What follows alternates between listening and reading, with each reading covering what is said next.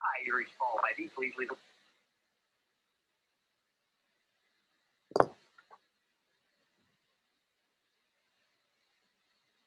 Hi, your call ID.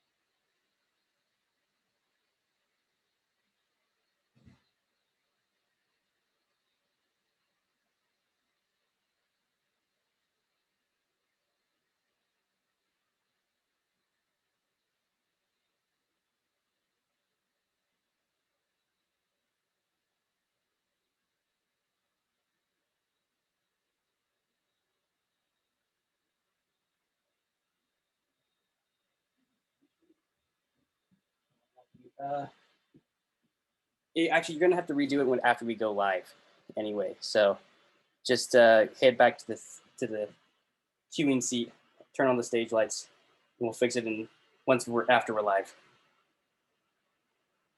Okay, sorry about that. Yeah, keep your phone on. We're all good.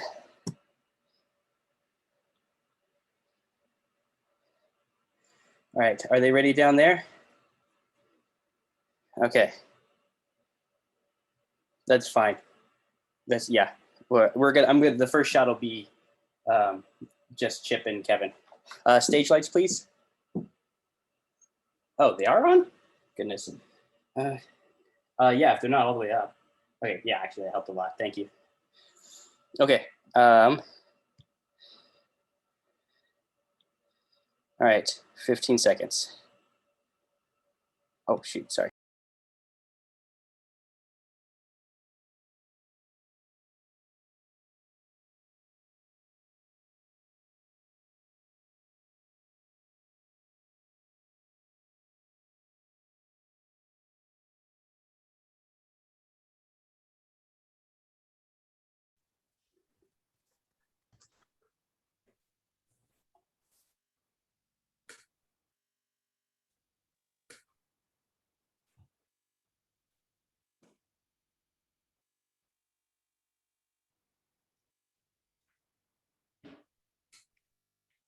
Well, hello and welcome to this week's edition of the Texas Public Policy Foundation's weekly live stream, where for the better part of a year, well, actually over a year, we've been covering the major pressing topics facing not just Texas, where we sit today with a wonderful live audience, but issues pressing the entire country, where most of you online are tuning in from.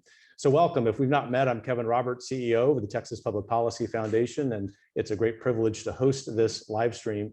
That's particularly so today, because we have three members of the US House, three great members of the US House, not just our friend and former TPPF colleague, Congressman Chip Roy, but his colleagues, Ted Budd of North Carolina and Jody Hice of Georgia.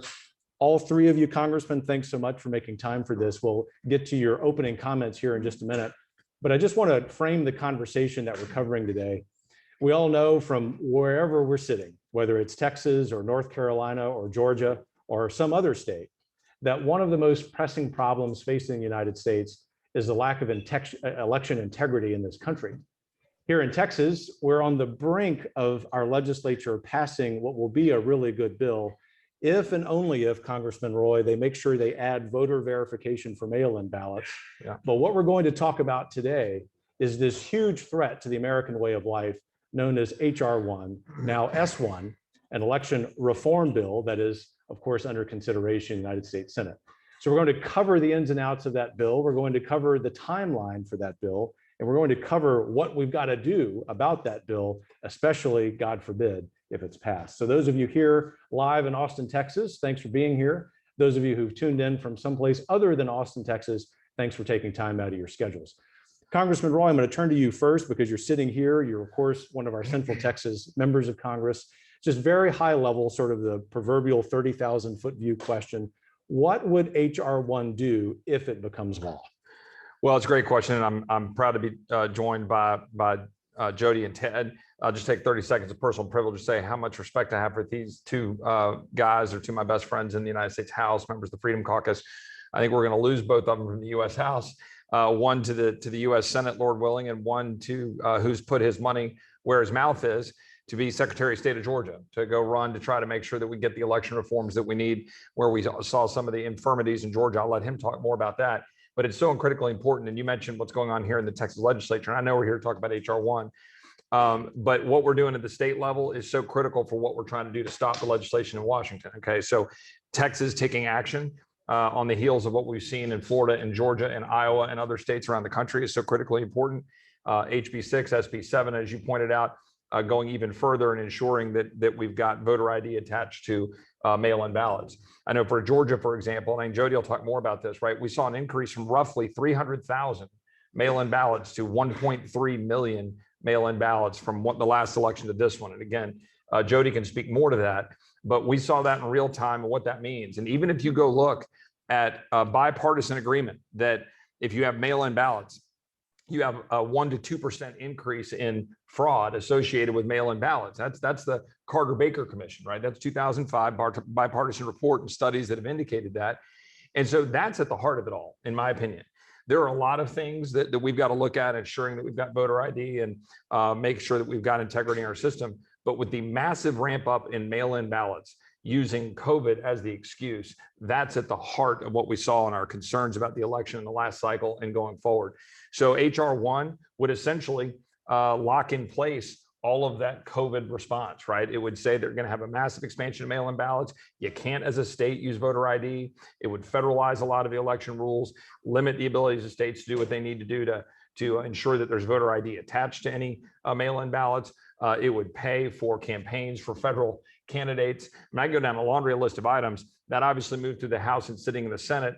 And the short version is we got to just keep the heat up in West Virginia to tell Joe Manchin, don't blow up the filibuster. That's the long and the short of it. So one of the ways we'll conclude this live stream, Congressman, is to talk about action items for our audience here in Texas and those of you who've tuned in online. There's action item number 1, and I pray for Joe Manchin's spine.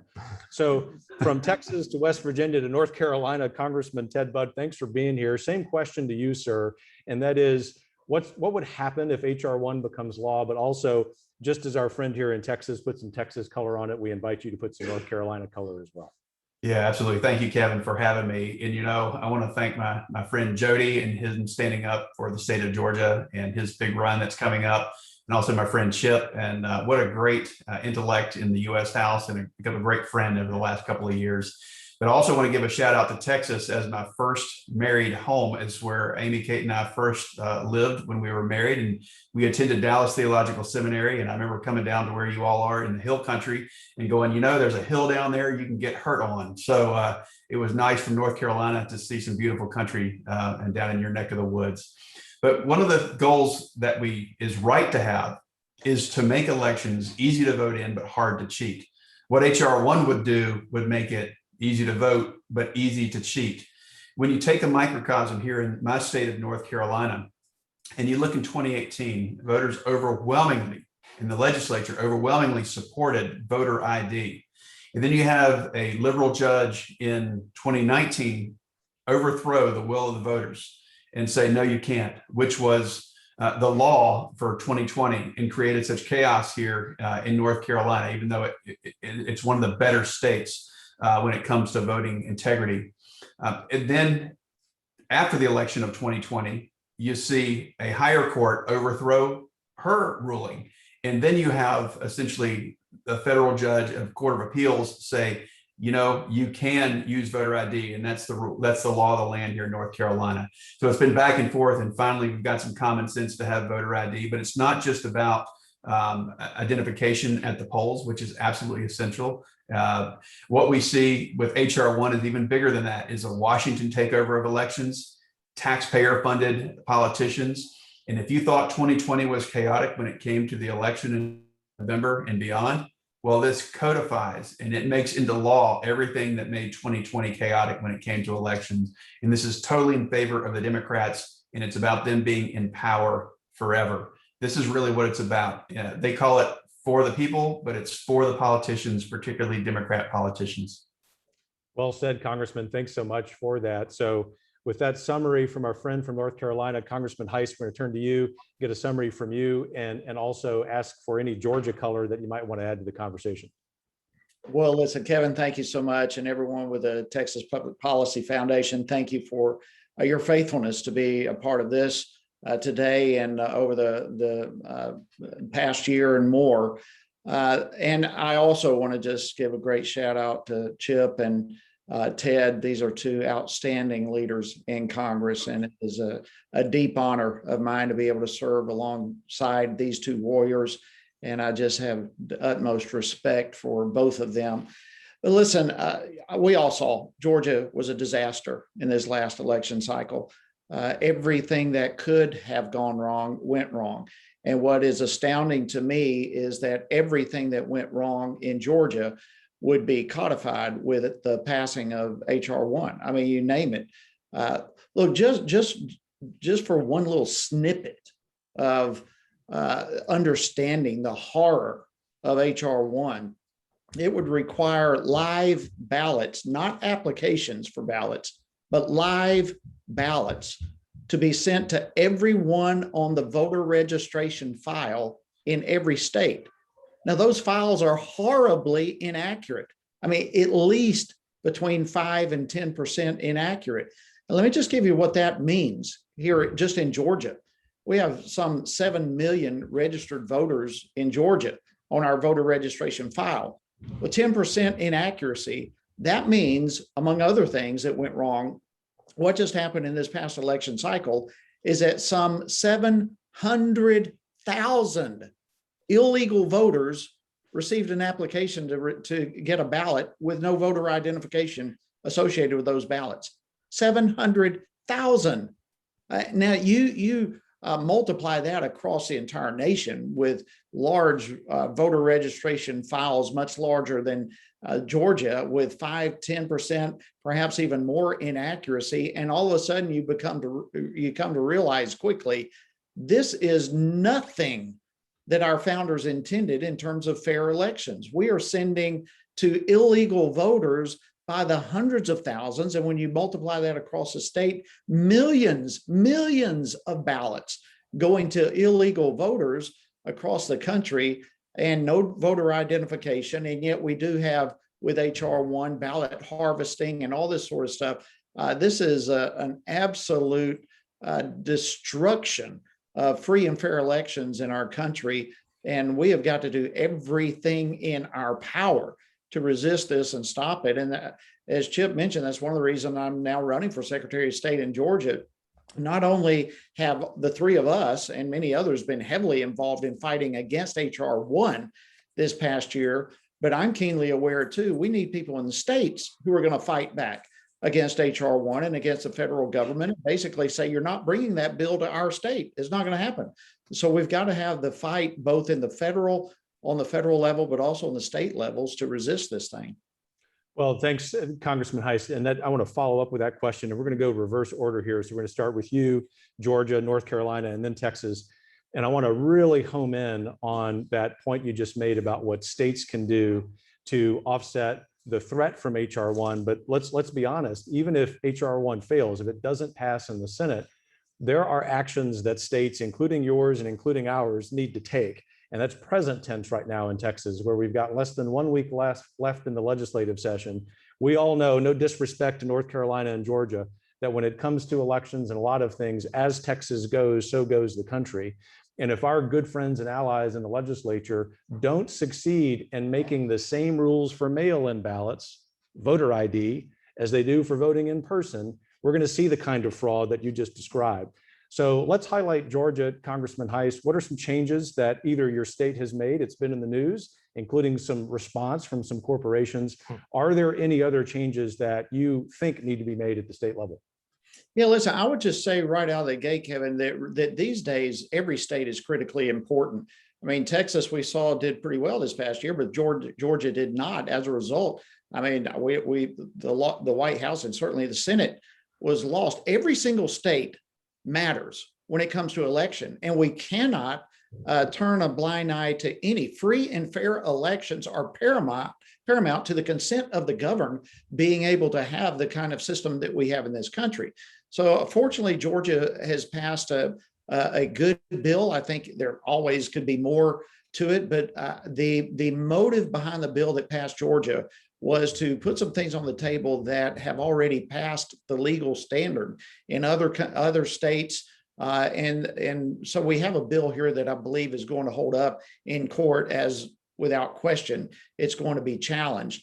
But among probably the most critical part of that is what you just mentioned, voter ID. How dare us have a mentality that virtually everything in our lives, from buying baseball tickets to airplane tickets, you've got to show identification, but when it comes to voting, anything goes.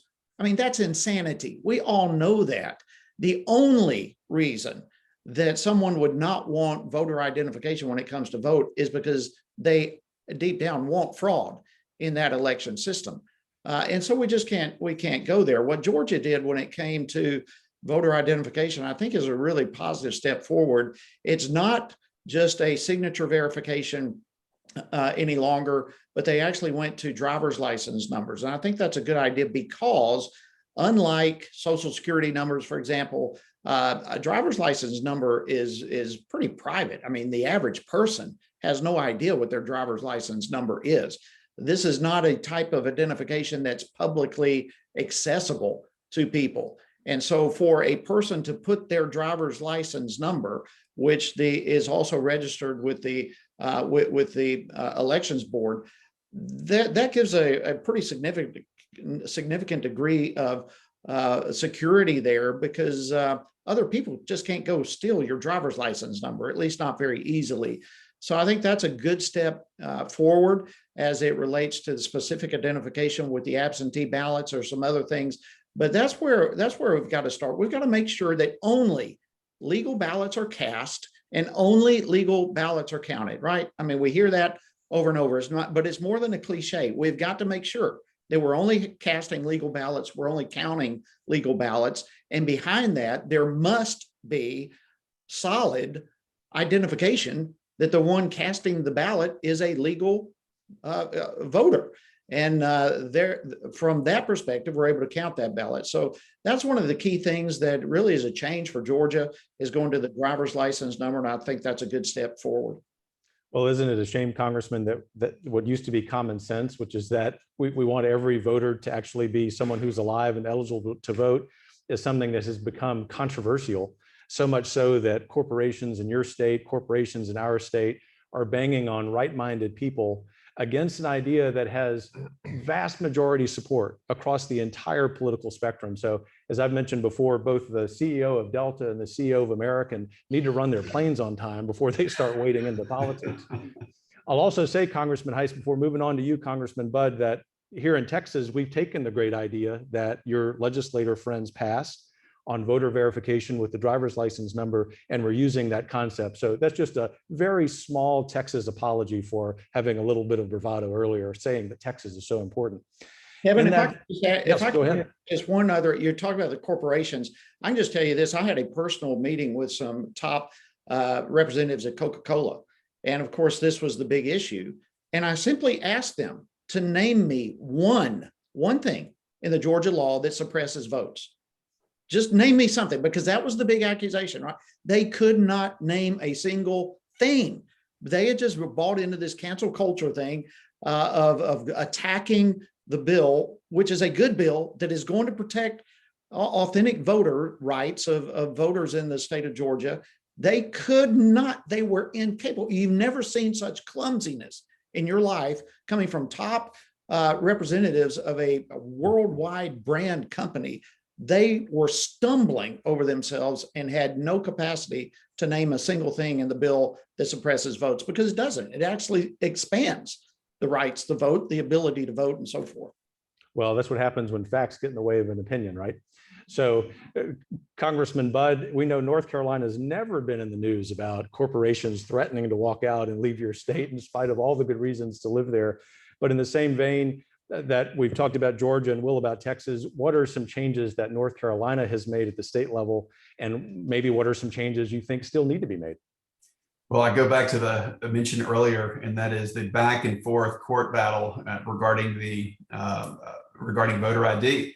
And in December, so unfortunately, it was a month late. It was the month after November when the judge finally ruled in the Court of Appeals that there would be voter ID. So first of all, we need to not reverse that decision. Stay with that. Make sure that there is continuing voter ID. But let's go back to the point of registration. Make sure that there's no same-day registration. Make sure that there's a requirement of citizenship to vote. And then we need to increase penalties for anyone who gets caught fraudulently voting. And when we talk about this mail-in balloting, look, as an excuse that derives itself from COVID, let's remember that we had an absentee system that has worked for decades and decades. And while there's always a little more chance for fraud there, we know the system, we know where the holes are. Let's not introduce something new, and let's stick with absentee voting as before. Make sure there's a reason for it. And make sure that there's tight controls around the existing prior to 2020 absentee voting. Thank you, Congressman. So, Congressman Roy, I'm going to turn to you here in just a minute, but I want to frame this for our online audience and for our in-person audience, most of whom probably appreciate this. When the Texas legislature was first pushing forward these necessary reforms, which have very broad support, there was a former member of the U.S. House who had an unsuccessful run for Senate and an unsuccessful run for the presidency, who might be running for governor, who was there making a big show about how bad these bills were. You were there at least a couple of times testifying, working with members of the legislature collegially as a member of the U.S. House, members of both parties. What did you see, and what do you think the focus needs to be on the last 6 days of the legislative session? Well, I don't think there's anything more important than getting this right. I mean, there's a lot of good things that are moving. We've obviously seen some stuff with respect to our constitutional rights to bear arms. There's other things that are moving I don't have to go into. But if we don't get this one right, then I don't think you can have a successful session. So this last week is going to be paramount.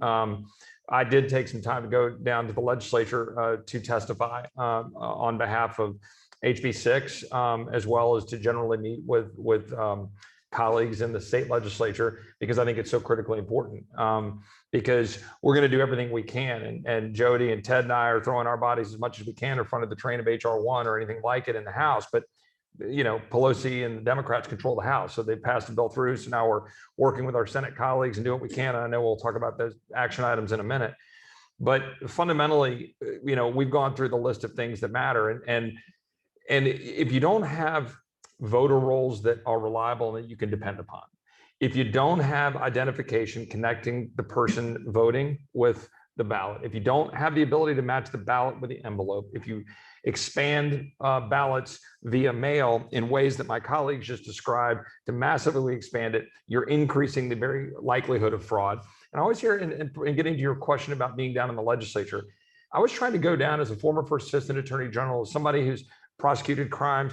I was trying to lend a little bit of heft to the idea that there is in fact fraud, right? Mm-hmm. I mean, our colleagues on the other side of the aisle will just throw away and just say, no, there's no fraud. You don't see how there's no convictions. Well, first of all, that's not true. There are. Mm-hmm. Second of all, it's very hard to prove. It's very hard to go find and get the evidence when you have massive, expansive mail-in ballots, people that you don't have the safeguards in place to do signature verification, match the ballots to the envelopes, match identification. It's really hard to prove. But when we dive into ballot harvesting charges, when we go look into them, and you have one individual, you'll find 150 or 200 incidents of fraud attached to that one individual. So when you hear about one case being out there, it's usually involving dozens or hundreds of incidents of potential fraud. So keep that in mind when we're going through this, and people on the other side of the aisle just dismiss it out of hand, like certain people you were referring to might have testified as well on the other side of this issue. But each one of those issues I just outlined and more are critically important. We have to send a loud signal in Texas that this is not just what we think, this is how we're going to conduct elections in Texas. We just need to assert that, state it, operate on it, and do it, and tell the feds to just back off. It ain't their role. It's not their job. We in Texas are going to have elections, and they're going to look like this. And it is so important that the legislature send that signal. Excellent. Thanks for that summary. So I'm going to ask one more question of the three of you, and we'll start with you, Congressman Budd. And after we do that, we're going to take questions, a few from our audience here in the theater, as well as those of you online. So if you're online, you haven't sent in the question, just plug it into the comment section of your social media channel. I'll get it on the phone up here, and I'll give instructions for those of you here in the audience. But the question, gentlemen, is this bill's in the Senate. Your chamber passed it over your objection and objection of all your colleagues on your side. The bill is progressing in the Senate to the extent that a week or so ago, there was a markup in committee. And as I've talked to various members of the Senate, the chances they give for this passing range somewhere from a little less than 50% to a little greater than 50%, which is to say that even though up to this point, the filibuster has been protected, this is not a gimme. So there's reason to be concerned. There's also reason perhaps for a little bit of optimism. So I just want to frame it appropriately as a pitch to the three of you who are experts on this process about what you think is going to happen and what we need to be doing. Congressman Budd, we'll start with you. Well, if you're inclined to pray, then now is the time. And I think it is praying for action item number 2.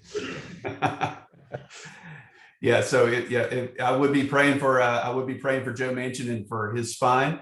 I don't want to be the odds maker on that one, but it really does depend on him. And while he is, all eyes are on him, I don't see why he would want to divert the attention as a senator. So that's my hope right there. But I would want to say, let's encourage our state legislatures. If it's in Georgia, if it is in Texas, if it's across our country, when you think about what is in the U.S. Constitution, it gives power to the state legislatures, which is a lot of problem when you look at Arizona, when you look at Georgia, Pennsylvania, Wisconsin, some of the states where we had in question, it was people other than elected officials, people that were appointed or in non-legislative roles were making decisions, and thus the unconstitutionality of a lot of the decisions. Thus the reason for my objection in January. But I would say, look, let's focus, let's strengthen, let's make sure that our state legislature is strong and fully aware of their rights and are willing to step up, because a lot of our jobs at the federal level is reminding our great constituents back home,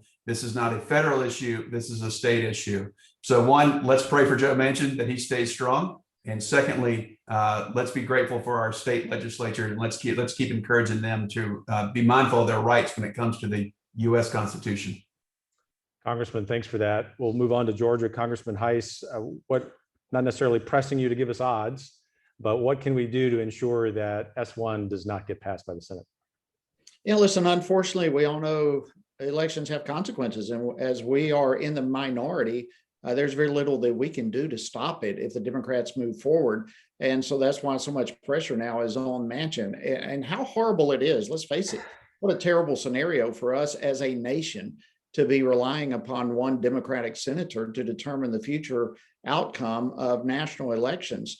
And listen, I think it's proper for us to remember that our founders did not want the election process to be centralized in our federal government. And it is for that reason. When it's centralized in one place, there is a greater opportunity for fraud. They didn't want, for example, foreign interference. And so one of the ways that they did away with the potential of foreign interference is divide elections up among the states, which would make it much more difficult. And each state manages their own and makes it more difficult for some other country to come in and take over all the states rather than one centralized area, be it now Washington, D.C. But that's what the Democrats want to do, is bring it back here. So, yeah, listen, we are unfortunately in a situation where a lot of pressure is on Joe Manchin. We have got to, I can't add to what Ted just said. We've got to pray for him. We've got to pray for, I believe, divine intervention in this to defend our rights. But then as states, we must stand. This is not one America where the federal government tells everyone. We are United States, and the states have their authority, and the Constitution grants the authority of elections to the states. And this is a time like never before that the states have got to take ownership of this area, of their constitutional responsibility. And as both Ted and Chip have both said, the states have to respond to the federal government with a message that says we are going to handle our elections, and no thank you. Your ideas regarding federalized elections are not going to take place in our state. States have got to be strong right now and push back. That is absolutely true. So Chip Roy, what would you add to that in terms of prospects for the Senate bill and also what we can be doing? Well, like laying odds down, all I'll say is this, is I still think it's an uphill climb for the Democrats. That's where I put it, because I think, but that is contingent upon every American who's watching this across the country, every Texan, making sure every member of the United States Senate understands this is the battle line. This is it. Just don't flinch, don't give an inch, or we're going to have to start thinking about a whole lot of other options. Because the United States Senate, if you pass this bill and you undo our elections, you're undoing our democracy, you're putting a dagger in the heart of this republic. And I can just promise you, as someone who's traveling around Texas, I'm sure my colleagues are in Carolina and Georgia, the American people aren't going to sit back and just let that happen. So we need to send a loud message to our senators, hold the line. I mean, throw every single thing you've got at it. When I was in on the floor with Senator Cruz on healthcare in 2013, filibustering, we better have every senator, every Republican on our side of the aisle throw everything they've got. Mitch McConnell better throw everything he's got in front of this train. If you know people in West Virginia, call them, tell them, make sure they're telling Joe Manchin how they feel about it. But it's not just Joe Manchin, right? There's some in Arizona, there's, Tester in Montana. There's some that, make sure they understand if they go down this road and they blow up the filibuster, what that means for your gun rights, what that means for, things that go beyond, like transgenders in the military and other aspects of every issue of our life, and critical race theory being taught in our schools. Because there's a fundamental question in front of us. Are we free? I mean, I think that's a question we as Americans and we as Texans in this room have to start asking ourselves more and more. Are we actually free? Are we free if we have $30 trillion in debt, if we just pounded another $6 trillion to shut down businesses, make people wear masks, and destroy small businesses while Amazon makes $100 billion? Are we free if critical race theory is being taught in our schools and our children are being taught that America is evil with our tax dollars? Are we free if our borders wide open, cartels have operational control and fentanyl's pouring across it, ranches are getting overrun, and our schools are getting overrun and our hospitals while the federal government refuses to secure the border? Are we free if we can't go to the doctor of our choosing because of government regulations and insurance bureaucrats standing between you and your doctor? I could keep going down the list. Are we actually free in this great country? I would argue that we've got a lot of work to do if we want to live free, and it starts with having elections, and it starts in the states, and it makes sure it ends with all of us in Congress holding the line and making sure that senators are doing their part to hold the line. Well said. Thanks a lot. So we're at that point of the live stream, which the three of you will enjoy a great deal because the smartest questions come from our audience. Some of them might even be your constituents, gentlemen. I've got several questions that have come in from online. I'm going to take one of those, and then we'll go to one member here of our live audience. Gentlemen, you've answered a number of these, but one of them I want to lay at your feet, and I'm going to come to you, Jody Hice, first. And that is, what is the best argument against the leftist view that voter ID and election integrity are racist? Well, listen, I mean, it's just nonsense. At this point, everything, all of us, just by virtue of who we are being accused of being racist, right? I mean, it doesn't matter. That's part of the cancel culture movement. The woke movement now is to profess everyone a racist. Critical race theory is what it's all about. And look, elections have nothing to do with racism. They have to do with the consent of the governed expressing their voice of who is going to represent them, be it on the local, state, or federal level. And elections, free, fair elections ought to be something that is readily embraced by both sides of the aisle, regardless of who you are, regardless of background, regardless of race, regardless of anything. We all want our voices to be heard. And I think we've just got to push back against this whole notion that somehow to embrace free and fair elections is a racist position. Nothing could be further from the truth. And we've just got to stand up and push back against that. This is all about our constitutional right as citizens of this country to express our views as the governed regarding who is going to represent us. That's not racist. That is the American way of politics. That's the American way of the governed having control over the government. And That is what distinguishes this country from every other country in the world. That is what makes this country so uniquely great, is the voice of the people matter. That is not a racist thing. That is a protection against racism. It is a protection that the voice of the people matters and will always matter in this country. And so we've got to be very clear in our pushback on such ridiculous notions. Congressman. I would only add, and I know we got other questions we want to get to, just simply this. If use of voter ID for voting is racist, then American Airlines is racist. Delta is racist. Major League Baseball is racist. And Major League Baseball, by the way, who pats themselves on the back for moving the All-Star game from 50% Black Atlanta to 10% Black Denver. Why? So they can feel all great about themselves and woke when all these white, Coloradans are driving around with Apple stickers on their Subarus and saying how great they are. It's absolutely absurd. We should be celebrating Hank Aaron in Atlanta, Georgia this summer for the All-Star game. And instead, it's going to be in Colorado so that Major League Baseball can feel good about themselves. Hey, Kevin. I'm not sure how you would top that, but go for it. Kevin, a couple of phrases. One is the devil always accuses of his own sins. So if the Democrats are coming after us and accusing us of bigotry, you just say, wait a minute, I think what you're doing is actually bigotry. And the second is I'll use the B word again, and that is the bigotry of low expectations. When you tell a people group that you don't need a vote or an ID in order to vote, you're essentially saying, we don't think you're capable of such and such. And I think that in itself is racist and it's bigoted.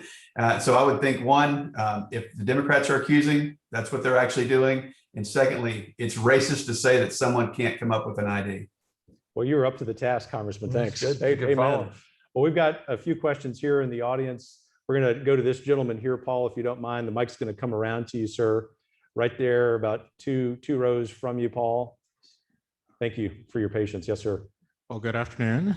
First, I want to thank you all for your service to this nation. And I wanted to turn the conversation over to the court side of things. Congressman, you serve on the Judiciary Committee and you're a little familiar with law. Let's say in the worst case scenario, HR 1 passes and it's signed into law. Do y'all see a constitutional argument for this bill to be challenged in the courts, maybe on the basis that states have a constitutional right to run their elections, or do you just see a constitutional challenge for this in the courts? Great question. Thank you. Well, that is a great question. What was your name? Hey, Tamon. So this could be a long conversation, but we'll try to distill it to a minute or two and just say this.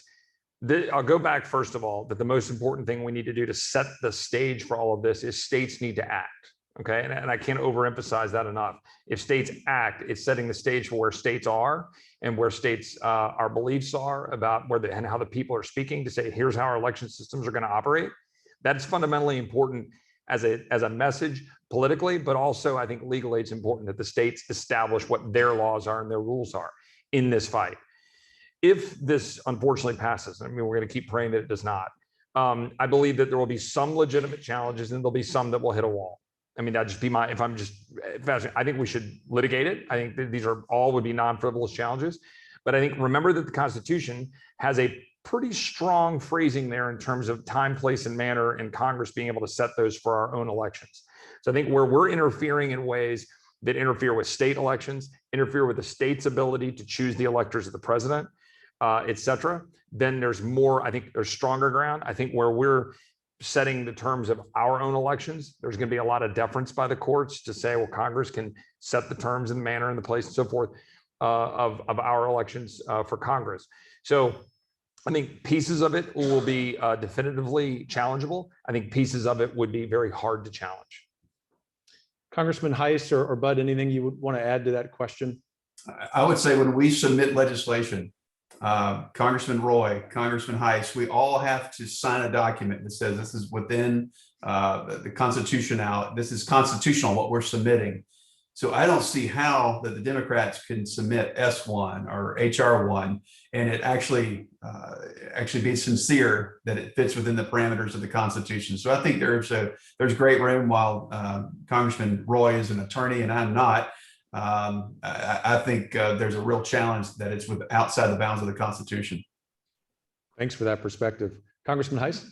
Yeah, I would just agree. I think there will be all sorts of lawsuits on this because it does interfere with some basic constitutional and state rights issues. So yes, to the answer immediately to the question. It will be challenged, but I also agree with Chip. There's parts of it that's going to be very difficult to challenge, and that's why we've got to push back and fight back now. But the fact that we're even here at a point where the Democrats are pushing, bulldozing, with such a slim majority that they have, they are acting as though they have a supermajority. And the boldness with which they are trying to cram stuff like this down the American people is frightful. And so the battle line has been drawn, and we've got to give it everything we have. Yes, it'll be challenged, but let's not get there. That becomes a difficult uphill battle. Once something is passed into law and signed by the president, it then becomes much more difficult to pull back. And so we've got to prevent that from happening to be in the first place. But yeah, it'll be challenged. How it goes from there, I'll leave to the brilliant legal minds like Chip Roy to determine. I don't know the answer to all the specific legal ins and outs. The only thing I would add, You want to serve a brilliant legal opinion here? no, we go get Rob Henke to come down and talk about that, because TPPF is leading so many great legal fights, and I'm sure would probably get involved with this one if it goes down this road. You can count on us. But we don't want to have to get there. That's really what I'm trying to get at here. We need to send a lot. We don't want to rely on the courts to have to come in on the back end and be able to drive a truck through time, place, and manner of the Constitution with respect to Congress, and then implement this disastrous system. I think that there's plenty of infirmities in the law to challenge, but I do not want to be waiting for a year or 2 or 3 years going through the litigation system while our democracy is getting attacked. Let's kill it now. Let's kill it in the Senate. And every state keep passing laws and send a loud message. We're not going to accept this. Yeah, that's well said. I'm going to take one more question from online, and we'll come to one or two of you here in the theater. Paul will go to the young lady in the back, but I'll ask this question from an online audience member first. It's a little bit of a spin on what the three of you were just talking about, Congressman. And that is, let's say that the filibuster holds, HR 1, S1 do not pass, but bits and pieces of that legislation passed. Is that something that we can anticipate? I think this audience member is trying to figure out, if we succeed in the next couple of months, do we still need to be girded for the fight over the next year? Maybe we'll start with our Georgia friend first. Yeah, I think absolutely. They're going to continue. This is a relentless bunch that's trying to win, and they are trying to move the needle of passing their agenda. Let me just give you one quick example. With or without HR 1, the Democrats right now are pushing DC statehood. They are trying to pick up 2 more senators by making Washington, DC a state. They are pushing hard on that.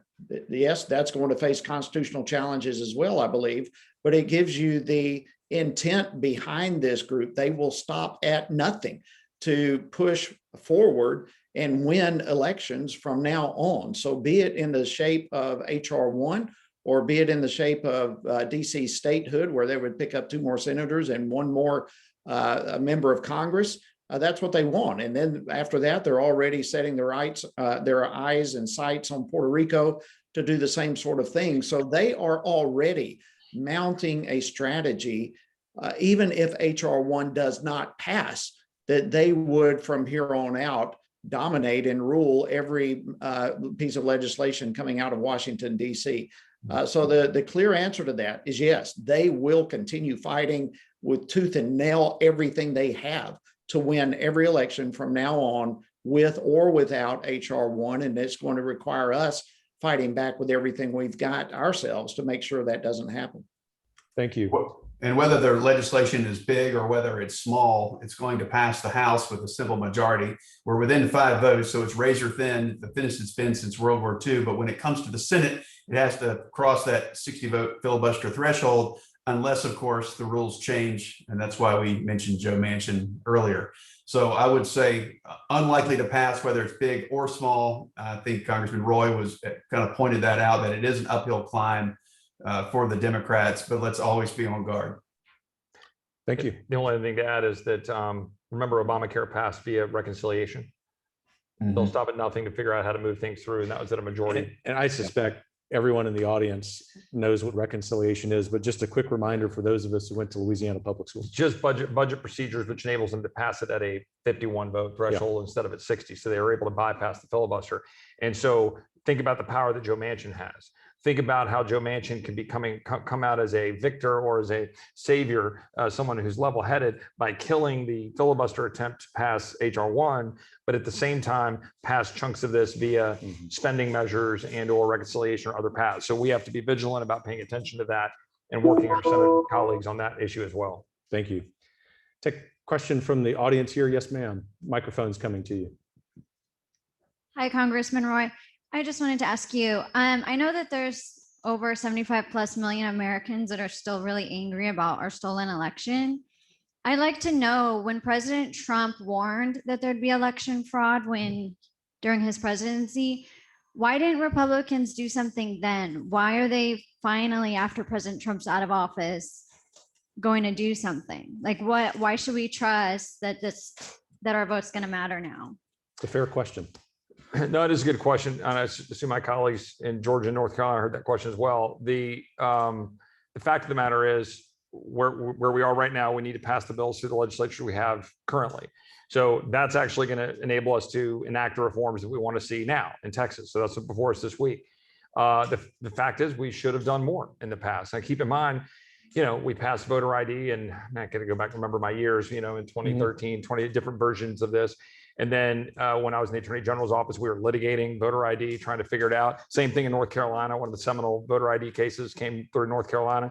Ted just walked through a lot of the litigation efforts there. So we've been working hard to try to tighten election reforms, facing the same uphill battles, both legislatively from Democrats fighting as well as in the courts. Keep in mind also that a significant amount of this occurred as a result of, I'm just going to be blunt here, the over-empowerment of Dr. Fauci. That should never have occurred. And it did occur, and it's a shame, and our democracy is getting absolutely crushed as a result of it. The small businesses are dying, and our kids are getting crushed. And with all due respect to the Trump administration, they empowered Fauci more than they should have. So as I sit here and look at it, and I say, okay, well, what can we do now moving forward? It's to reject that. It's to look at what occurred over the last year and say that's not where we want to go forward as a nation. And also, if you look at some of our state legislatures where we failed, take Pennsylvania, for example. It was a Republican legislature, right? A Republican legislature in Pennsylvania that massively expanded mail-in ballots in the fall of 2019. That was a failure by Republicans. So we've got to do better. We got to look in the mirror, and we've got to hold Republicans accountable to fight for election reform. Thank you. We'll get to one more question at least. We'll see how long the exchange takes, but sir, you got the floor. Yes, honorable representatives, I would like to ask, we're looking at H.R. 1 right now, but with the other problems that are coming out of the federal government, where they're directing us and telling the states what they want the states to do, we have Article 5 in the Constitution. And if we're not going to use Article 5, what can we as representatives at our level do to change this? What can I do to change H.R. 1 and the people of Texas? Great question. Chip, you want to let Congressman Budd lead that? Please. So everything I see in regards to Article 5, now it seemed at first when I was studying this that it was a Pandora's box, but everything I've seen, it's always targeted. It's towards election reforms. It's towards strengthening the will of the people. So I'm fully in support of that. So don't give up on Article 5 yet.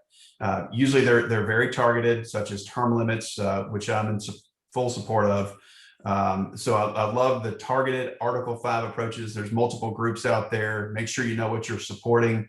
But I think that is something that's about to get a lot more attention. It seems to be ratified by various state legislatures at an increasing pace. So I would look at the map, which states have ratified which Article 5 legislation. And I think you could track along with one of those. And remember, there's different approaches by different groups in regards to Article 5. Congressman, you just earned several dozen friends here in our theater from Convention of the States. They're smiling. They want to applaud. Yeah, go for it. Come to North Carolina, but please register to vote. Congressman Hice, what might you add? Yeah, listen, same thing. Let's face it, we're facing a lot of stalemate with the partisan politic environment that has taken over Washington, D.C. The Convention of the States is a constitutional right that the people have. And I think we've got to, to explore, how does that work? What's it going to look like? How's it going to play out? But it needs to happen.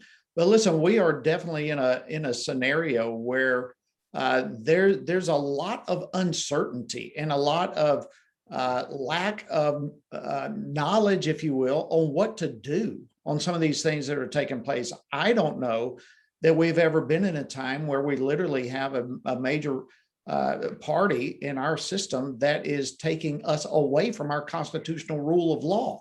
When have we been here before, where we have a literal socialist / Marxist movement that consists of a major party within our system of government, and they are drastically and rapidly pulling us away from our constitutional foundation. So this is a time for all hands on deck, and whatever means we have in Article 5, and as well as just the states taking their own rights, people taking their rights, Congress taking their rights and stepping up to the plate. There's a lot at stake. We are in the fight of our life for this country, and for everyone to step up and engage this thing from multiple options in every way that we possibly can, I believe is necessary. Thank you, Congressman. Chip, what would you add? I would only add, look, I mean, I was in this building 4 years ago when we were working to pass the Convention of States through Texas, because it's so critically important. It's something that I've believed in for a long time. And you all know that because you've known I've been working on this for a long time. And what are you up to now? 17? How many were 17? Okay. So 15 states. Oh, yes. But how many that are still ripe this spring that we might be able to get to? Okay, that's what I was thinking, getting to 17. So my point being, and to Ted's point, right? And we're talking about in terms of balanced budget, we're talking about term limits, and then talking about basically restoring the constitutional order and limiting federal government and from interfering with states. Those three sort of prongs, and then passing that same language is so critically important. But we're not even quite halfway there, right? So you asked the question, what do we do in terms of what's our path, because we're waiting to try to move that forward. And I would just say that I think it goes back to what I was saying before about states acting, governors acting. We need more efforts out of DeSantis, Abbott, everybody else to just say no, right? Turn down the additional supplemental unemployment benefits. That's good. That's a good step, right? Don't go down the Medicaid expansion road. Step into the breach on our border. Like Texas ought to act. Right. I saw Kevin tweet out something a day or two ago about those additional monies that might be on the special session when we deal with redistricting in the fall. Let's take those dollars and let's go try to finish the fence and go do our job to secure the border of not just the United States, the border of Texas. Right. This is our job. This is our country, but it's also our community. It's our state. These are our homes. These are our families. These are our schools. I don't need the permission from AOC or Nancy Pelosi or anybody else in Washington to secure my homes. Under the Constitution or otherwise, I don't need permission to live free under my God-given rights. And we're at that point. And I got called John Calhoun on the floor of the House of Representatives because I asked the question, I made the statement that some of my constituents were starting to ask whether it was worth it to remain part of the union anymore if we don't have a secure border, and it's the federal government's job to do it. We need to start talking in those terms plainly and openly. Very well said. Yeah, people want to applaud you, Congressman. Very well said. Well, Congressman, we have only a couple of minutes for this, but I'm going to ask it anyway, because it's a question I've been asking for over a year. We cover really heavy topics on this live stream. Why'd you wake up this morning optimistic about the future of America? We'll start with you, Congressman Hice. Really, the major reason for me, there's no question. I'm a deeply committed believer and follower of Christ. Never in my life have I seen more people praying for this country and asking God to do for us what we cannot do for ourselves.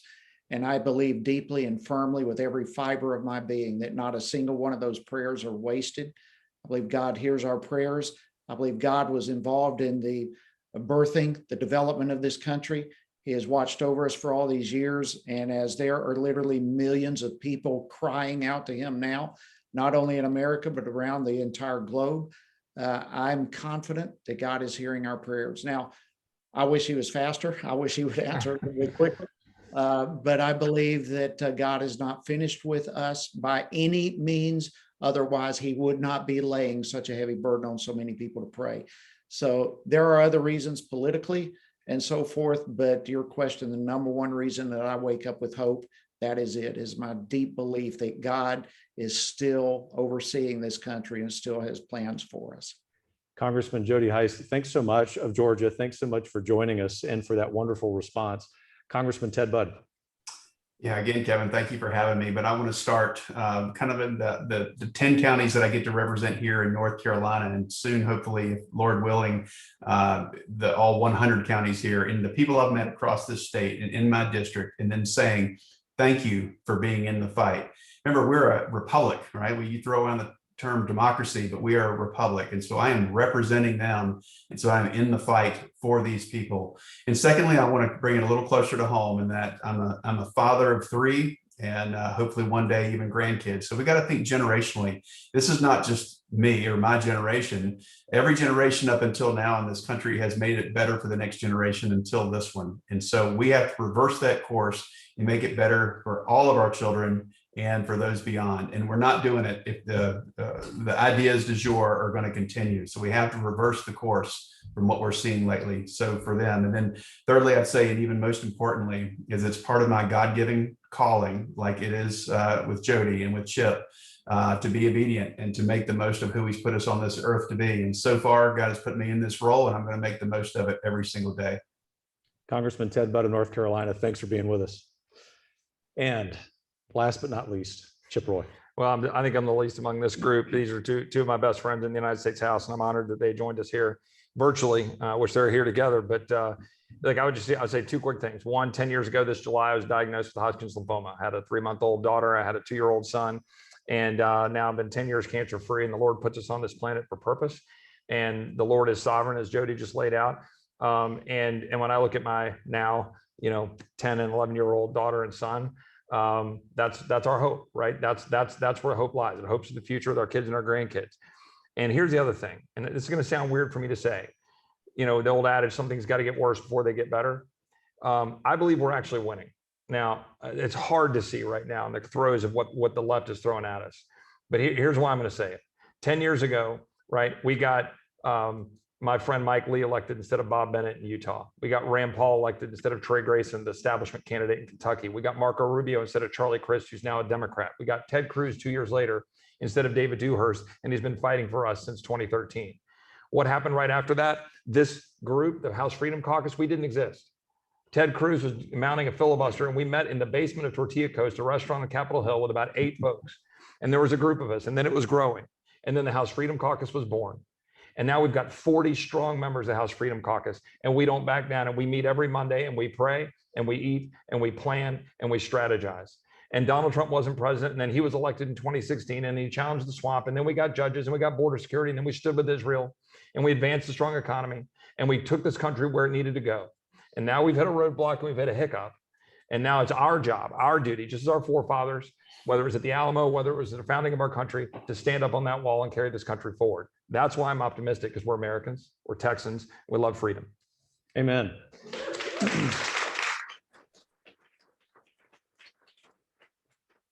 Chip Roy, Ted Budd, Jody Hice, you great patriots. Thanks for being with us. How about a round of applause for all 3 of these representatives?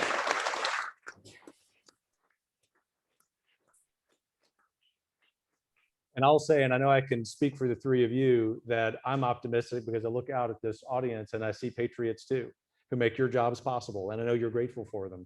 And those of you who've tuned in online, and I'll say, remember that I'm a historian.